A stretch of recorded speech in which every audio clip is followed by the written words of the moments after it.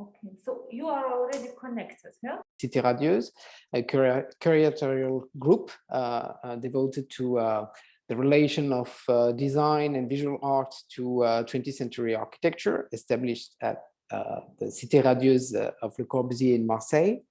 And we regularly organize exhibition with a strong orientation towards Central, Baltic, and Eastern Europe, and a region close to our heart, and that we travel, visit, and where we work a lot.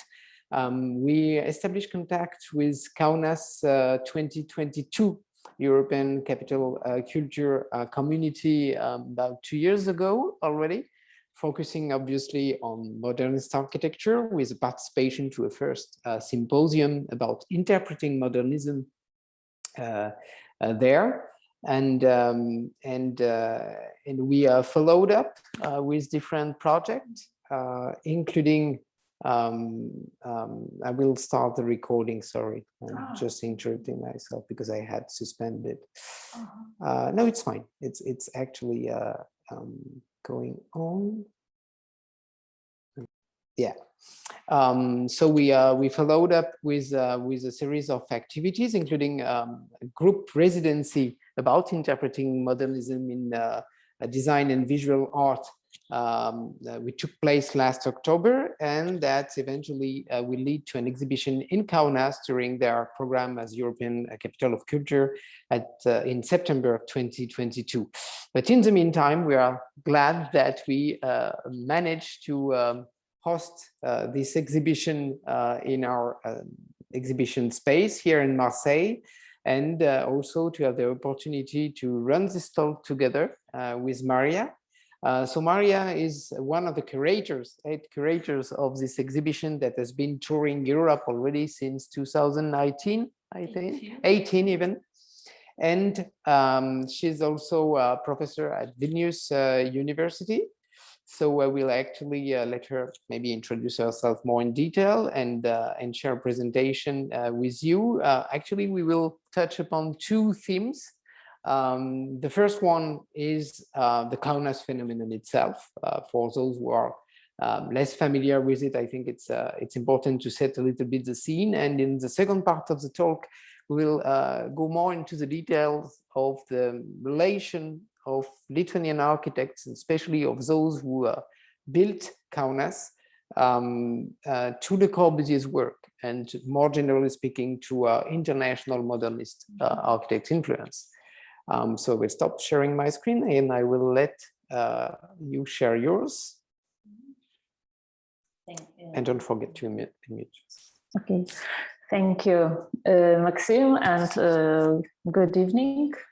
It's really a pleasure to be here at the iconic building and at your gallery, at the Gallery of Collective 318.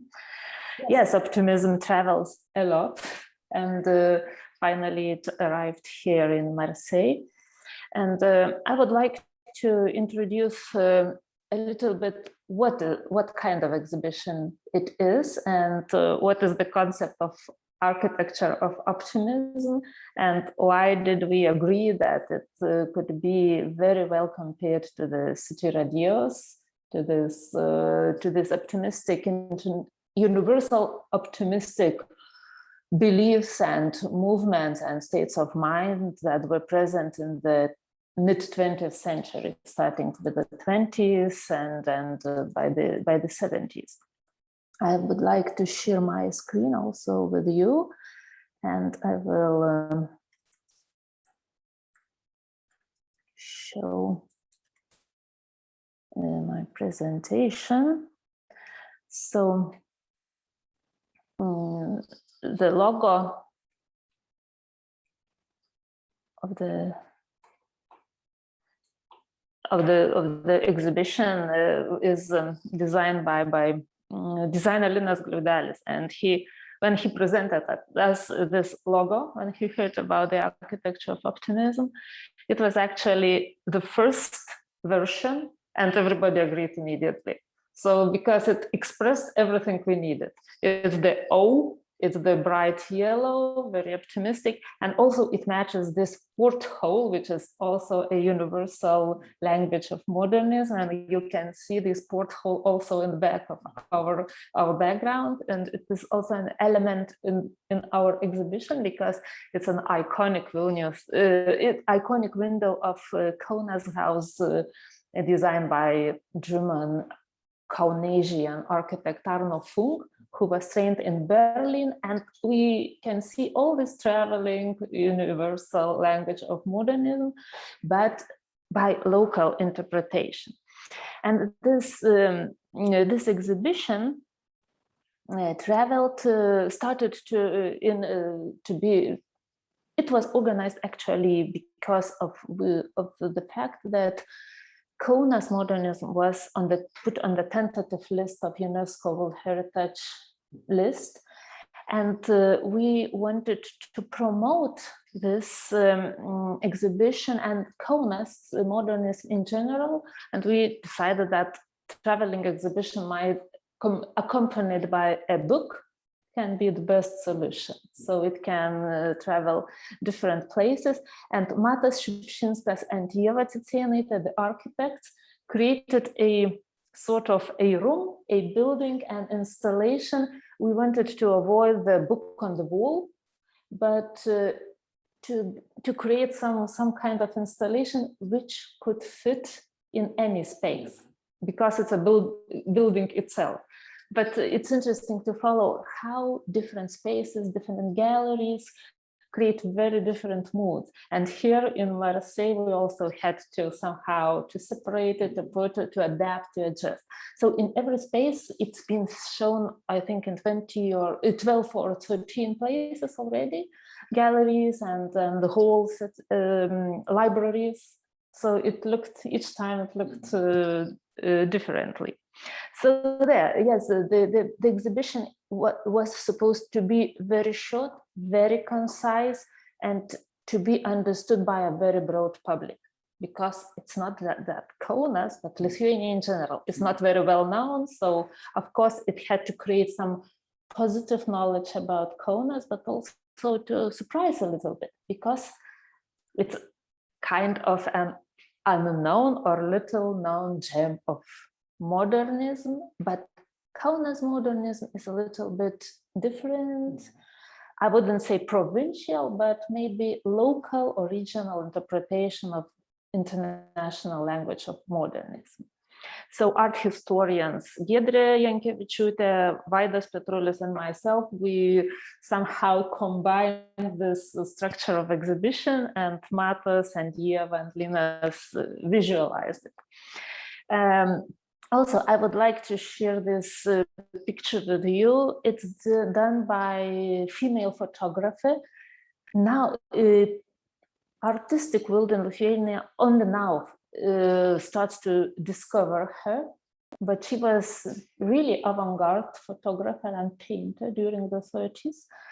And this picture is done at her house, and you can see that she rented a top floor of already modernist house because it had a concrete terrace, rooftop terrace.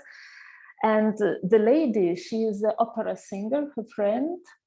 And I think it's very optimistic because she is sort of exercising or relaxing with her body exposed to the sun, healthy, all these also universal things that we understand about the modernist lifestyles. But in the background is Kaunas, which is not very modernist yet. Yeah, it's a provincial Russian imperial city, which only starts to convert into the European capital city. And I think this is important statement that why Kaunas, because this political events were the driving force behind modernization of Kaunas. Because we saw that modern architecture of the 30s, Kaunas reflects political, social, economic, and cultural optimism that flourished in these newly established European nation states after the collapse of empires and World War I. And Kaunas had a unique status. It became Lithuania's provisional capital in 1919. And with provisional thing, you never know how long it will stay provisional and when the capital will go to the real capital of Vilnius. Therefore, it was not so self-understandable that people construct the new capital. No, they halted in a way, but they needed the place of residence, and civic initiative was the driving force behind, because the state started to invest only in the late 20s and early 30s, when it became more clear that probably Kaunas will not be a short time provisional capital.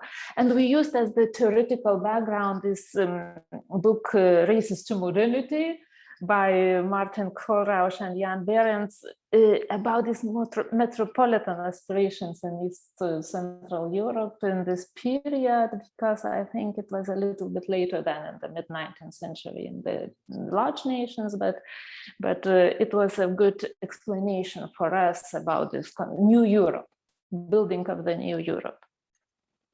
And of course, the new city needed a master plan, a new master plan. And I think this foreign expertise, the fact that the Danish designer was invited and he planned the new Kaunas, employing all these latest findings about Garden City and all these radiant street layouts was also very interesting. And he employed this Oak Park, all these new things in the city layout. It was never executed to the full, as many of the modernist projects, but I think parts of it are well preserved. And of course, the construction boom, which actually describes Kaunas, because the 12,000 construction permits were issued, area expanded 7 times, population doubled, and you can see in the cartoons that it was even described as the fever of construction. Everything what was associated with the new functional types had to be built, like the national museums, modern post offices. But what's unique about Kaunas, again, that it's a mixture of international modernism and the search for national style. And usually something what's national and what represents national identity was interior decoration. So it's a mixture that inside you can feel something where you are located, with this language of national style.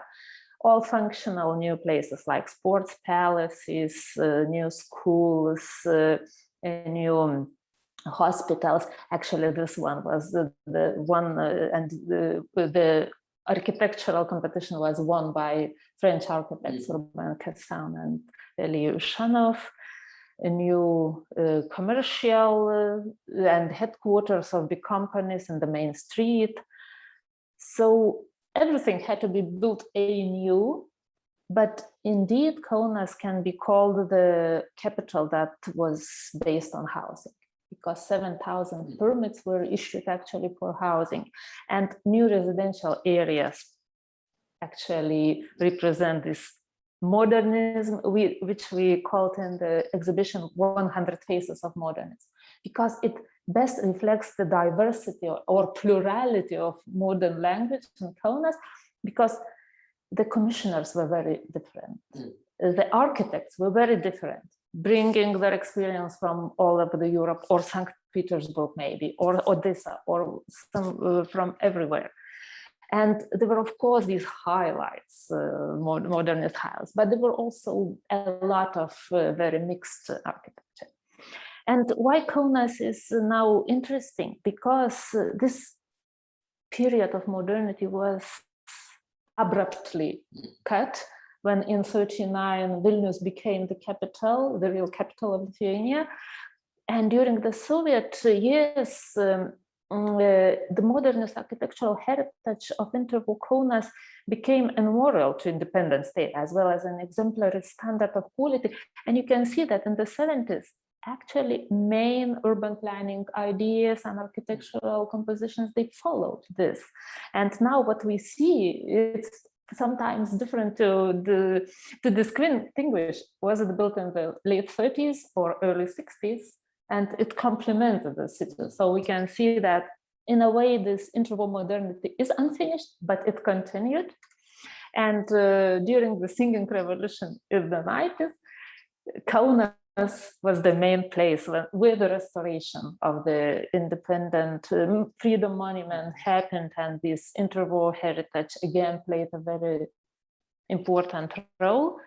And we can say that now modernity is reborn, because today modern heritage of the 30s is an important source of Kaunas identity and expression of the city's genius loci, and the European heritage label was given to Kaunas, and it was also announced the UNESCO Design City. And the most important event that will start next month and next year is that Kaunas will become European Capital of Culture, and the program Modernism for the Future is actually one of the 6 main programs. Okay, so that's the presentation or introduction of the exhibition and what you can see. Thank you very much, Maria, for this first part. Actually, a few reactions, a few comments about the specificities of Kaunas modernist phenomenon that you actually mentioned. I mean, the extent, the scale is quite striking. I mean, proportionally, obviously, to the size of a city of about 400,000 inhabitants currently, but yet it's a scale which is not common across Europe, and also including Tel Aviv in this European map of modernism. Another specificity, you mentioned it extensively, it's the vernacular character, the translation, stricto sensu, of international modernist influence through the channel of Lithuanian architects who were active or studied abroad, but taking into consideration not only national symbols, but also the stage of development of the local bourgeoisie and its taste as well. And when walking through Kaunas, through interwar Kaunas, you see really the layers over a few numbers of years. You see the changes with quite a number of neoclassical influences at the beginning. Art Deco taking a grip as well, that you see more in Kaunas than in other Central European capitals, actually, that move straight toward functionalism, and international modernism really taking ground from the mid-30s, but being indeed abruptly interrupted as for the political context. But as you said, another specificity is also those lineaments that go throughout the World War II and the Soviet period till the late 70s, so to say, and to the point that, as you implicitly mentioned, it's sometimes difficult to make the difference from outside between like late interwar modernist building and post-war modernist building, which is interesting because, as you said, it was kind of a monument to statehood, which is kind of paradoxical for temporary capital to become a monument to statehood during Soviet occupation. But it was more than this. As you said, it was like this pattern of quality of urban planning and architecture, both private and public. And it's quite curious that having been transformed into also into a barrack city during Soviet occupation, this was maintained. So how is it possible that what does explain? Is that again the personal stories of some architects being active throughout those periods? Is it something else that would explain this relative continuity, actually, even in the condition of the Soviet occupation? That's a very good question. Thank you, Maxime. Because yeah, I think there were several factors which allowed. First of all, initially we thought that all Lithuanian modernist architects left Kaunas at the end of the Second World War with the emigration to the West, but not exactly. Many stayed, and the second fact that Kaunas lost its status as a capital city and began to be developed as an industrial hub with a lot of engineering institutes, planning institutes, design institutes for industrial development or country agricultural development. So it became a technical city, but it had its architects, and there were no like say Communist Party supervision so strong because it was not a capital city anymore. All attention went to Vilnius, and Vilnius lacked actually architects, but Kaunasians didn't want to go to Vilnius. They were afraid sort of what will happen, maybe there will be some repressions, so they stayed happily in Kaunas and they silently continued. So you wouldn't find a lot of signs of socialist realism, this Stalinist period architecture, post-war architecture in Kaunas. You wouldn't. But there was a lot of it in Vilnius, because Vilnius was designed in that period by architects sent from Leningrad, from Moscow, because they needed to build a Soviet capital of the Republic. So in Kaunas, this school of modernist architecture continued. And I would say that it made this impact even for Vilnius, young generation of the 60s modernists. Kaunas was the first source because it could be experienced on site. It not only learned from magazines, but experienced on site. And actually, to the point that the quality pattern trademark of Lithuanian architect of the interwar period, who eventually kept operating under a Soviet occupation. Later in the 1970s, early 80s, was kind of acknowledged, if I'm not mistaken, also at the level of the USSR, and architects across the country were actually pretty jealous of what was being done in Lithuania, to some extent as well in other Baltic nations, in terms of quality of architecture and also the relative freedom of creation that was still prevailing, at least outside the Soviet Republic's capitals. And this was like noticeable in journals of architects across the USSR as something to be at some point also imitated and acknowledged. Is that correct to say so? Yeah, that is also a part of the national mythology and pride of the because this helped this school of Kaunas modernism, the pre-war school, helped to develop very good skills in the 60s for the young generation. And after the Khrushchevian reform, of course, there were people who were ready to design in modernist style, because it was also somehow connected to the national identity, to be a part of international modernism, not to be Soviet. So yes, of course, young architects were inspired by the local tradition, and the same happened in Estonia.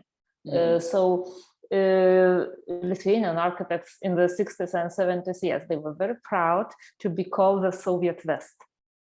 Or the inner abroad, because it was smaller scale, local materials, integration of landscape, more respect for historical environment, like old towns, historical districts. So yeah, it looked like for many people from Moscow or from broader regions of Soviet Union, it looked like the West. It also applied to large scale socialist housing estate, because eventually Lithuanian architect won the Lenin Prize by the end of the 70s for a large estate near Vilnius. So it had even this resonance as well. Maybe getting back to the interwar period, something I think you did not so much mention. You mentioned it for the post-war period. You mentioned the political condition, this rebuilding statehood, being this temporary capital, aspiring to modernity, and expressing that through urban planning and architecture. But what about economic conditions? Because it was indeed before 1918 a provincial city of the extreme west of the Russian Empire, and with relatively underdeveloped industries, and nevertheless textile industry, but also then what we would call today new technologies, radio factories, for instance, from the Philips and other brands later on, were also part of this interwar landscape. So what was the connection of this economic condition to this aspiration to modernity through architecture? Good question again, because usually people enjoy nice or beautiful architecture, good city, comfortable city. But yeah, little historians has raised this question: from what resources the city could be built so immediately and on this scale. And there were several income resources for construction of the city. Of course, municipality was also interested in modernizing the infrastructure in general. And Kaunas, for 10 years, from 21 to 31, it had a very progressive mayor. Jonas Vileišis was personally interested in urban planning. He attended these modern conferences on urban planning, like Garden City conferences, etc. He was the delegate to the states, where he collected a lot of money. He was politician and engineer. He was very, very open-minded person. So he introduced all the infrastructural reforms in Kaunas, improvement, development, starting with sewage and water systems. He actually invited Marius Franzen from Copenhagen to design the city. And he also attracted emigre money, because those Lithuanians who earned their incomes in the States during the immigration, they were very keen to invest into the new state. Also, local citizens, because in the interwar Kaunas, there were 30% of residents were Jewish, and they were mainly Jewish industrialists or tradesmen. So they also invested, and the best investment in that period in Kaunas was the housing. Construction of new housing for renting flats, tenement houses. So entire rows of streets were built up for tenement houses, and usually these were investment of Jewish residents. A lot of new professional people also invested in housing construction, like lawyers or doctors mainly.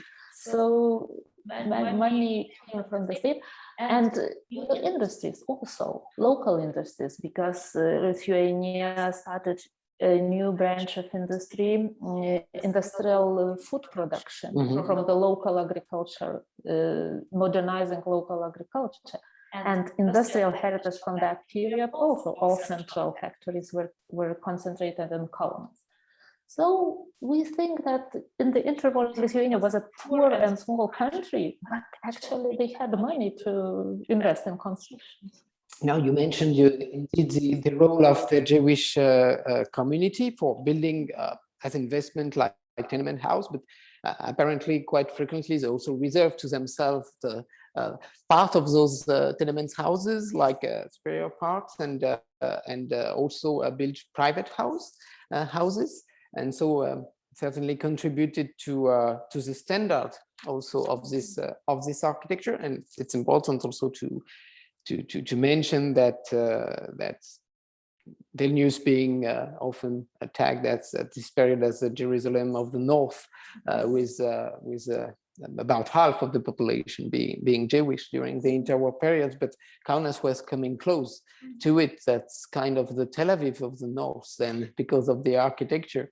And we mentioned during our residence in Kaunas that actually we measure the distance between Tel Aviv and Jerusalem and Vilnius and Kaunas, and that's pretty much the same, actually. So there is also a connection there. Might be. Something we can also mention to complement this overview of this interplay of domestic condition and international influence. And you mentioned also the role of the Lithuanian diaspora and the immigrants, especially to North America, but also to different parts of Europe, including Germany or Scandinavia. Also, sport played a role, and we know that's kind of something important in Lithuanian statehood as well, especially some sport like basketball. And there were large sport facility built also in Kaunas during this interwar period for hosting. So that's part also of this picture: health, healthcare, as you mentioned, of this overall picture, right? Yes, and I think that it is a very Kaunas can present an exemplary piece of sports facilities located in the Oak Park, or the city park. So of course, it's very modernist to exercise in the open sun and in the greenery. It's very, very modernistic, I think. But the basketball as a sport, it was introduced actually by the Lithuanian immigrants who came in the 20s, and they said, now we will play basketball, baseball, football, and we will do sports, and we need new stadiums and we need these new swimming pools for the healthy sports nation. Yeah, and it was very enthusiastically accepted. Actually, enthusiasm is a kind of good transition, because it's after all about optimism, what we have here. At the beginning, an optimism which is not so much self-confident, because being a transitory capital for an indefinite number of years could have been like sterilizing, and it was not. It was actually provoking this construction boom that you mentioned at the beginning of your talk. And this broader sense, yes, of optimism, going with new life standard and condition, with trying to be optimistic about the future of the preservation of statehood, and also about this relation between the different communities of the country, and notably the Jewish one, because anti-Semitism was strong in this period, and notably in Kaunas, and will end up badly during German occupation, and even slightly before. All this sense of optimism, of projection into a modern future, that came also with those international influences, and notably the work of Le Corbusier and others, right? So maybe it's worth to know more about it. Okay, so I will probably continue then again with my presentation. And I have something to share with you again.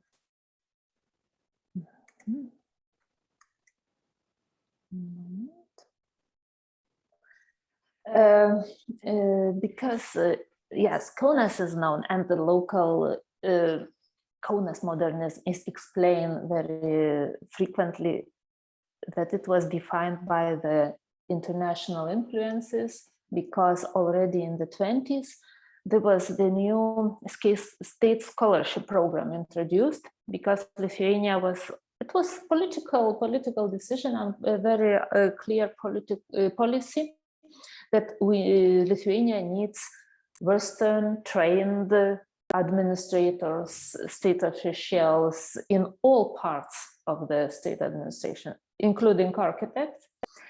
But other architects also, they use their own incomes to study abroad to receive the diploma. And we can see that during this period, almost 60 architects and construction engineers of practice and 400 had obtained their degrees in Berlin, in Bauhaus, in Rome, in Prague, in Paris, in Grenoble, in Brussels, in Ghent, etc., in very many European schools of architecture. And then they actually returned. And then the interesting story begins, how it was mixed with the local commissioners. You have already said that, yeah, they had this petit bourgeois tastes, and that's why Art Deco was so popular. And they also invested in solid structures and in good housing. I think this minimal or existence minimum didn't attract them very much. So they wanted beautiful houses. That's why they were decorated, and they were solid, and they were colored, and interiors were rich. So it's interesting how modernism was accepted and spread in Kaunas. We can see a lot of architects from Berlin and other parts, but there were two architects that we can call promoters of international modernism and followers of Gropius and Le Corbusier. And one was Vladas Šripas. He was the only Lithuanian who graduated from Bauhaus. And since 2007, he started writing a lot, and he introduced all the ideas. Also the machine for living concept, 5 points of modern architecture. And you can see some extracts from the press, from contemporary press that he presented. But he also written a very influential book about urban homes, and with 100 illustrations, where he used a lot of international material, and he built his own house, actually also very minimalist, a house of a family, for a family, with lots of glass, very hygienic, very minimal, really. So I can tell that they were promoters of Le Corbusier ideas, but how they were not often accepted, because there were, of course, the conflict of generations of those who designed in a more classical manner, and they said, they laughed at those modernists, and they said they only use their lines and geometric forms, and it's not architecture. So in every country it happened. So it happened. But also I would like to draw your attention on the Vytautas Landsbergis, probably the most important modernist of the 20th century, because his career didn't end in the 40s. He was active during all powers and with all regimes, and he also promoted, especially he promoted modernist urban planning and functional zoning. And he wrote critical articles.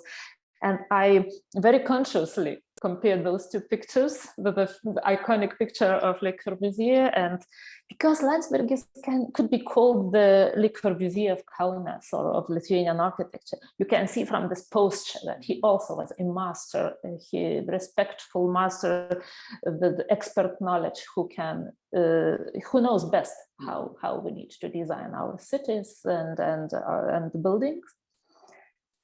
And here you can see his urban plan for Vilnius, because in 1939 he was designated as an official chief architect for Vilnius when it became the Lithuanian capital again.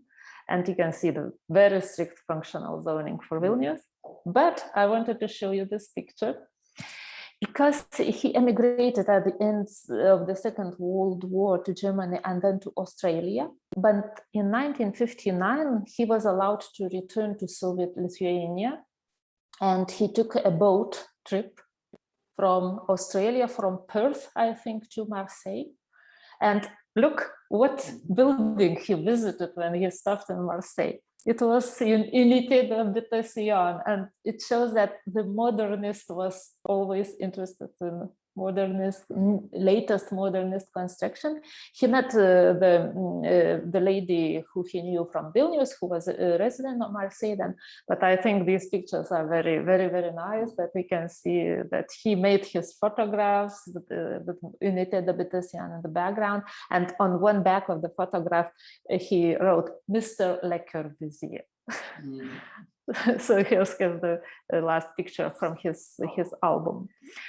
Yeah, and my final picture is about the Vers une Architektūra, the book that was only translated into Lithuanian. The first Le Corbusier book was translated into Lithuanian in 2019 in a very facsimile design.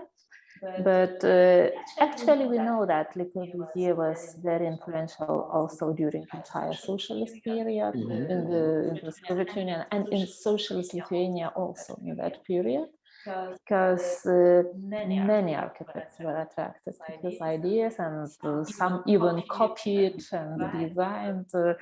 So I think this book can explain why. And what I find interesting actually is that with respect to the theme of our talk, to this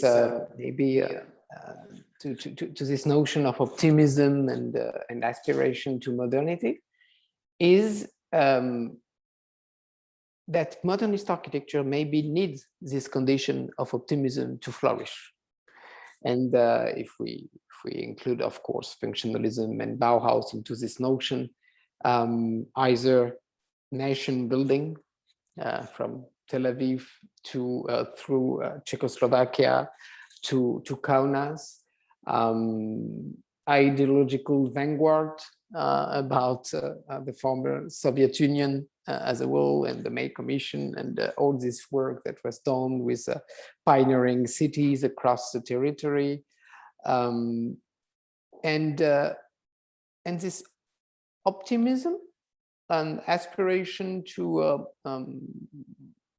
clear-cut modernity was perhaps non-existent in France in the interwar period, because of the World War I and was a victory for the French, but at the same time something that created huge losses and left a quarter of the territory destroyed, that was never turned into a urban experiment or a new architecture experiment. There was a lot of resistance, and to the principle prone by Le Corbusier himself.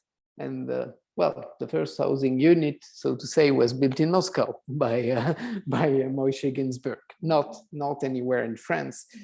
But the condition of optimism arose after World War II, and that's here we come in this housing unit, the first one built in 1946 up to 1952, under the direct supervision of the Ministry of Reconstruction of France, as an emanation in architecture of the national program of the resistance that had shaped the condition for rebuilding statehood after the period of the collaboration regime of Vichy, and then yes, a baby boom, a flourishing economy, this also transition from the condition of the French Empire, especially in Marseille, a harbor city, a connection to the former colonial empire in Africa, but also this transition towards the independence of North of African colonies, and the strong relation of this building as well to this history of post-coloniality, because many of the first, not the first tenants, but the first owners, after it was turned into core property in 1957, were people coming from this population of state civil servants, of architects, agronomes, engineers, professors from especially from Northern Africa. So here we see the connection, and that actually, yes, modernism is an architecture of optimism, and without optimism, hardly you have a modernist architecture. What but more intimately, you've been living in this building for a few days now on the occasion of preparing and opening this exhibition. How do you see the connection? How do you feel it as a modernist landmark? Okay. Yeah, it was, of course, it was long-awaited experience. Thank you. Thank you very much for this opportunity. And when we doing this translation of Architektūra into Lithuanian language, of course, I had an opportunity to precisely read every line of the book. And I also wrote an introductory part for the Lithuanian translation. And then I understood much more of these ideals by Le Corbusier. Now it's not the time for discussion how wrong or how good or why it was so widely accepted, why he was worshipped, why these ideas were so followed so enthusiastically. But here I also feel this in comparison with Kaunas, with luxury or existence maximum or luxurious modernism, you can really feel how some necessities can be minimized into the ocean liner cabin with the installed furniture, with everything counted to the very, very comfortable use and location of all the facilities in the minimum space. But also I feel here the wish to create a community, the sort of organism which operates without the outside pressure, which can contain itself. So it's a very interesting experience, and it of course promotes a modernist lifestyle with minimum things, with no servants, exposure to the light and sun, and healthy living, etc. Yeah. Thank you, Maria. Maybe like to close our conversation, you mentioned in the first part of your presentation that in Kaunas nowadays kind of modernism is reborn. And this reminds me another talk I had a couple of weeks ago with Zhenya Gubkina from the Urban Form Center in Kharkiv in Ukraine. And that was titled, Is Modernism Dead? So the conclusion we had together during this conversation was that depends on the conditions. There are places where it is clearly reborn, and Kaunas is certainly one of those. There are places where it's certainly lost battles due to bad quality construction or inappropriate economic and political condition, as in many parts of the former Soviet Union, but also in the United States, as for social housing and larger states. And what about here? Maybe here in this place in Marseille, it is a lived modernism, one of continued living that allow to experience it in the long run as a continuous phenomenon. So it's really, really nice to have you here, meaningful to have this exhibition here that we will open in a few minutes with locals and members of the Lithuanian community. And it's very nice that we have this conversation in this condition. And I would like to thank all those who made it possible, yourself, Vaidas Petrulis, who first invited us to participate to activities in Kaunas, all the team of Kaunas 2022, Vaida also, and Matas, who are next to us, Vilte Amigonite Petrulenie, if I'm correct with the full name, with running a large portion of this Kaunas 2022 modernist program. So thank you, and I hope you will enjoy the rest of your stay here. Thank you, and let's open the exhibition. Yeah, let's open it. Let's have a drink as well. So this video has been recorded, and it will be available on our YouTube channel, and hopefully also from Kaunas Modernism website. We will work on that soon and share the link widely on social media. If anyone has a question, I don't know if Corinne Kempster from New York City right now, Toronto soon enough, you would like to share something? Yeah, no, I just had a one question, but thank you very much for your talk. It was really, really interesting. And it's wonderful to discover and learn things that you don't know anything whatsoever about. So I really appreciate that. That's really fascinating. I'm curious how, like, obviously if Kaunas is going for a UNESCO heritage status, and people such as yourself are bringing a lot of attention to this modernist heritage. I guess I'm curious in terms of like the wider popular culture there. Is this the beginning of an effort to kind of educate the local population about the richness of the heritage that they already have? Or is this the culmination of a kind of already popular understanding of how valuable and interesting and important this heritage is? And I guess I'm asking, do you see yourself at the beginning of a kind of journey, or is this the culmination of like a much longer effort? Okay, thank you. I will try to answer. Actually, we can trace this bottom-up movement from 2012. So it's already about 10 years. And this year, since I was involved in this nomination process for UNESCO, we had this ICOMOS technical mission and expert visiting the site. So I of course was together with him for all 5 working days, and I was also myself astonished of how much people are involved, communities, local artists, local scientists, local homeowners, whoever, collectors. There's really a new movement, modern movement, but modern heritage movement, we can say. So it was probably the best thing that now I don't know, and actually, I don't care so much if it will become the UNESCO World Heritage Site or not, because the movement has already started. So it's a very good movement.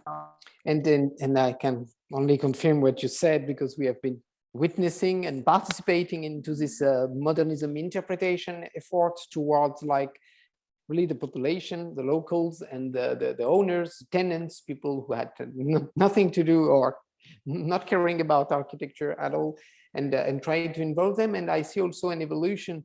I mean, the fundament of the work of Kaunas modernism team has been like really appropriate and groundbreaking in many ways, involving contemporary artists from different countries, paying attention to this relation of architecture to design and to visual art.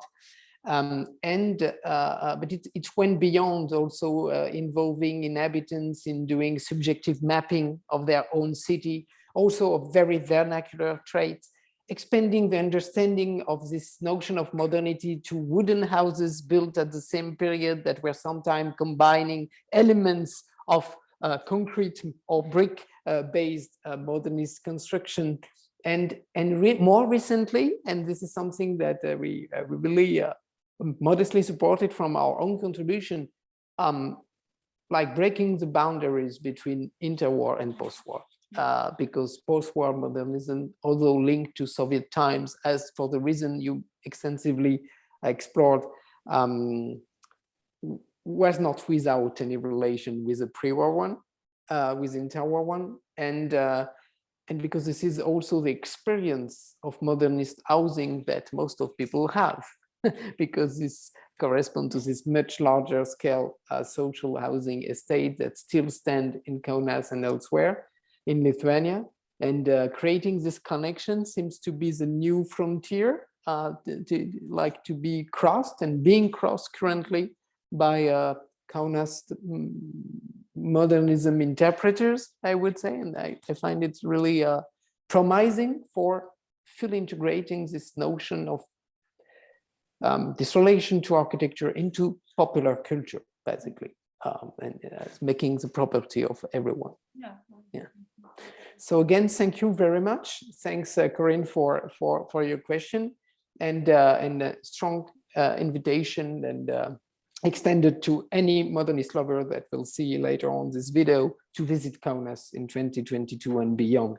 And maybe also to attend the conference on modernism that will nearly close the program in September of next year. Thanks again, Maria, and bye-bye. Thank you.